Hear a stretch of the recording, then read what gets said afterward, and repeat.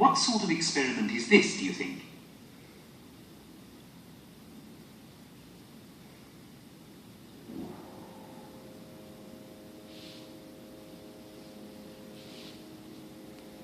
Here we have a 12-volt, 35-amp battery of the kind used in motor cars.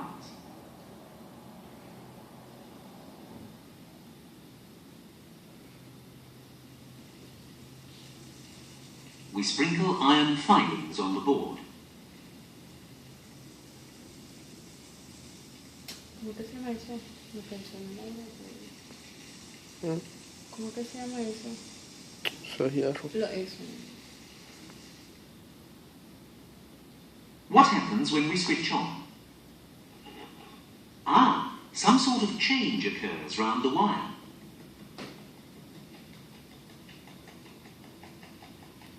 When we tap the board and make it vibrate, a pattern appears.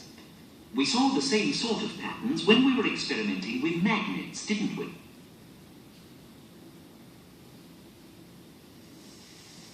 Let's try it again.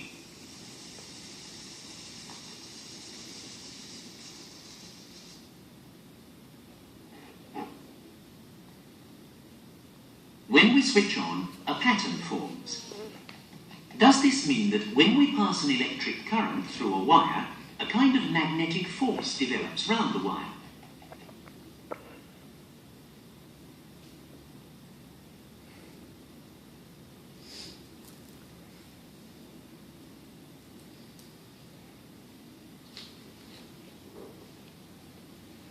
Let's see what happens when we place compasses round the wire.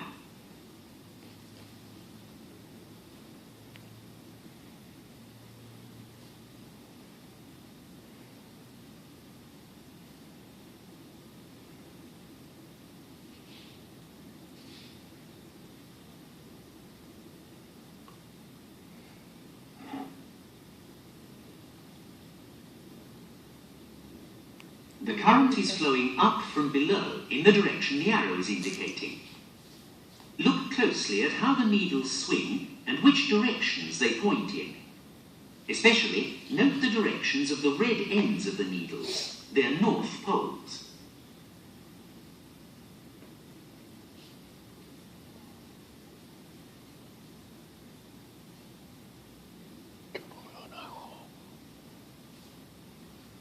Yo no veo ojo. Ahí. Now let's change the direction in which the electric current flows by reversing the wires at the plus and minus terminals of the battery.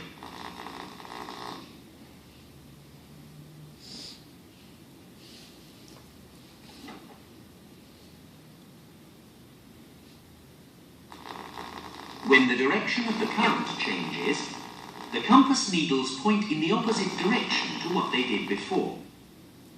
We can see from this that the lines of magnetic force round an electric current flowing in a straight line always circle the current in a clockwise direction, to the right of the direction the current is flowing in.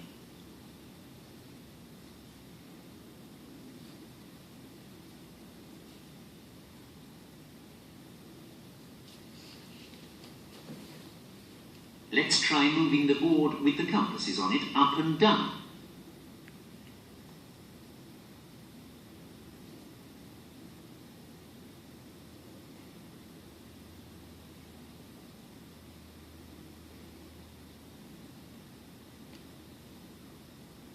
Whichever way we move the board, up or down, the needles continue to point in the same direction, which means that the magnetic field round an electric current flowing in a straight line is always constant.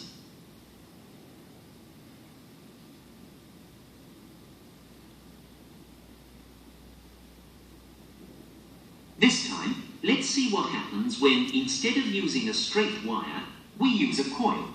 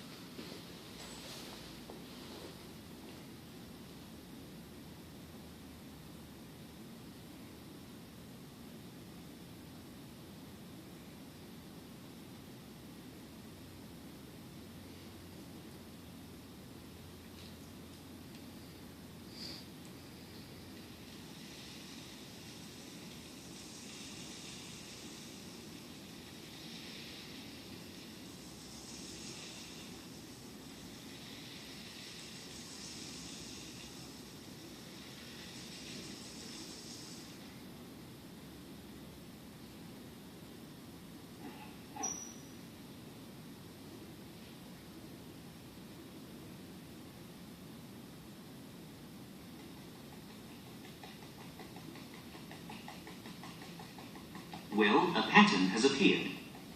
The pattern made by the iron filings shows us the lines of magnetic force round the coil. They are just the same as they are for a magnet. The one difference is that here we can see the shape of the magnetic field inside the coil as well, and the way in which the lines inside the coil form a regular pattern.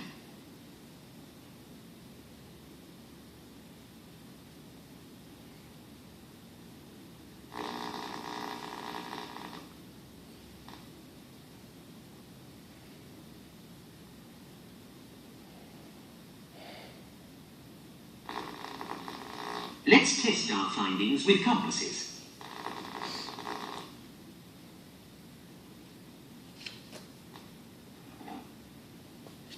The arrows indicate the direction in which the current is flowing.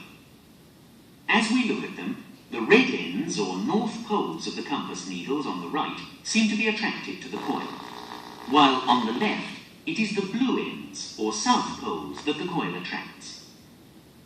In other words, the right end of the coil has become a south pole, and the left end has become a north pole, hasn't it?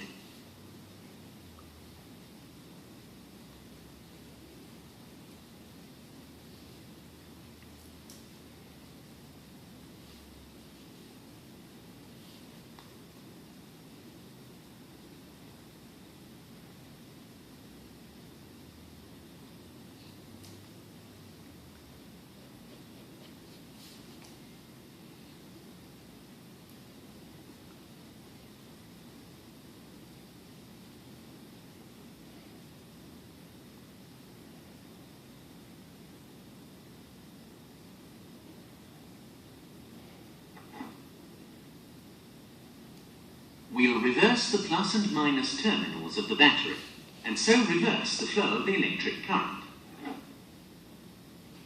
Again, the arrows show the direction of the current. This time, what do the needles do? The blue south poles of the needles on the right, as we look at them, are attracted to the coil, while on the left, it is the red north poles that are attracted.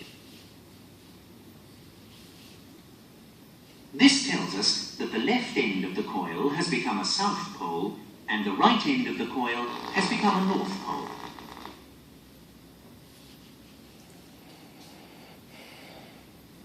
Let's try coiling the wire more tightly.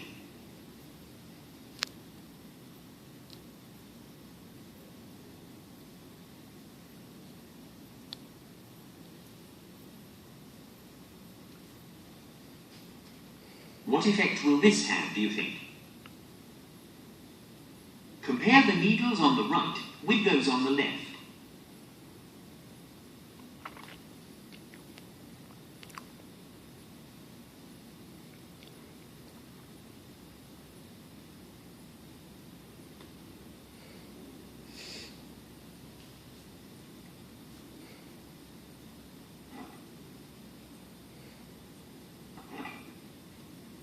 What do the needles do when we reverse the direction of the current?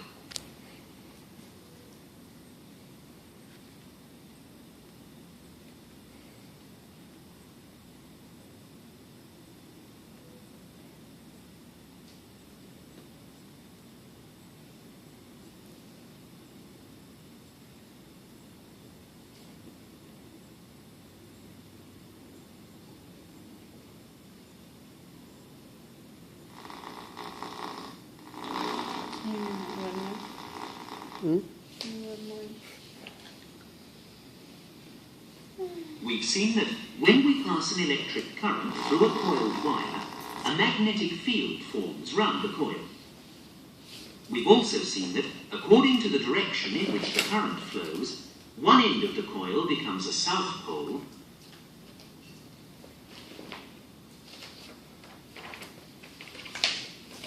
and the other end becomes a north pole.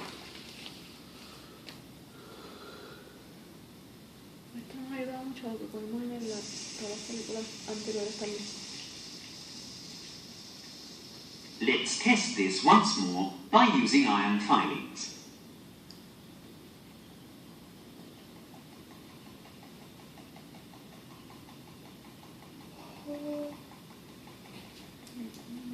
Yes, the lines of magnetic force are very clear.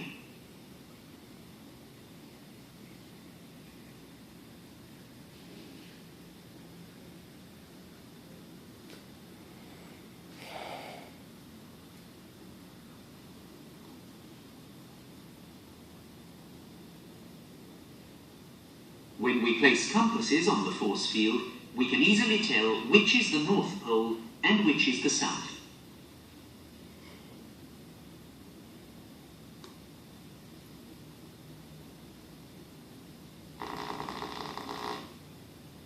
In this case, as we look at the coil, the left side is the North Pole and the right side is the South Pole, isn't it?